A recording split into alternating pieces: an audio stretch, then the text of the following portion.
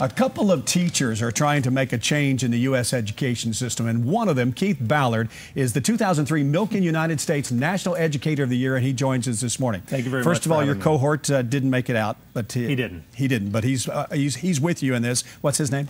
John Simmons. John Simmons. And you both work at Southwest Middle School, is that right? John works at Montgomery Middle. Okay. I work at Southwest Middle. All right.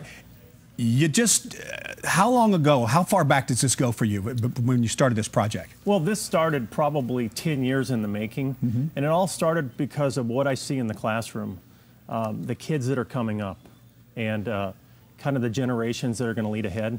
And to be honest with you, I think we're in trouble. So obviously you were frustrated and you wanted to see how the rest of the world does this. You bet it. So you went on this worldwide trip. You went to China, India, several other countries. China, India, these two little countries make up 40% of the world population. And, you know, China is a big economic gorilla, a competitor. Right. And so I said, well, I want to see what they're doing over there. And this is your video. And let me tell you, they are doing some incredible things. Let me just tell you this. For Americans, they seem to understand the game of football. So let's put it in perspective. All right. The Chinese educational system is so good. It's something like the NFL. And our American educational system, we're playing no better than high school football.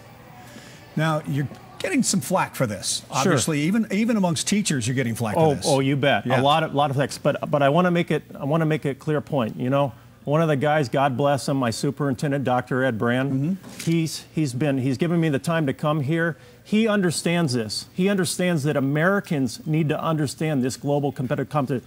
You know, what we have to do is we have to be willing to discuss the non-discussables. And this is a non-discussable. Everybody doesn't like to talk about because taxpayers don't like to think, you know what, I'm not putting my money and it's not being spent in the right way. But the thing of it is, we are behind, we're way behind, and we need to fix it, and we can fix it. Obviously, you're passionate about this. You've got basically four general ideas here. Let's talk about each and every one of those steps. Okay.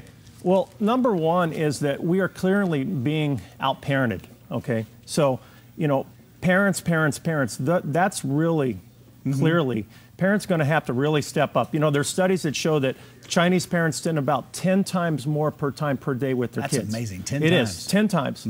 Okay, but clearly, in our schools, we're at about 175, 180 school days a year. China's doing 230. That's 50 days more a year and about 3 to 3.5 hours more per day. We start kindergarten at age 5, sometimes age 6. They're starting at age 2. We know that the research is out about early brain development. You know, and so they're taking full advantage of that. The brain is formed by 90% at age 4.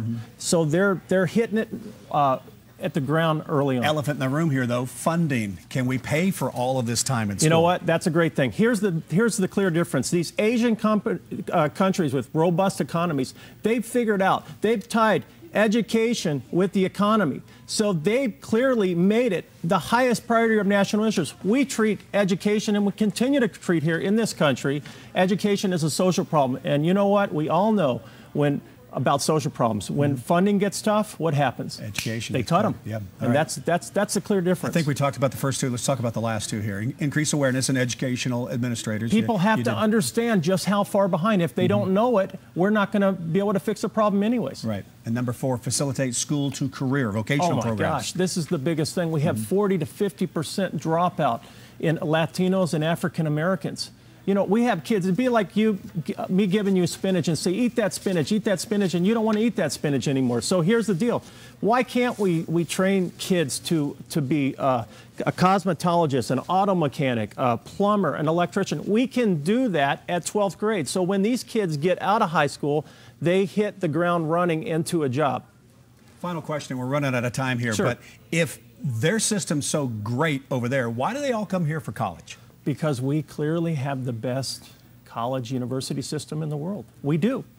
We got that right. We got that right, and we got the K through 12 system so wrong. This is a broken system. Again, it can be fixed.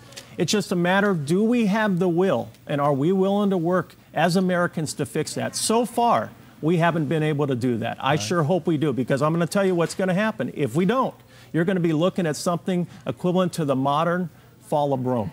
All right, Keith Ballard, thank you so much for your opinions. We truly appreciate what you're trying to do. Thank you very much.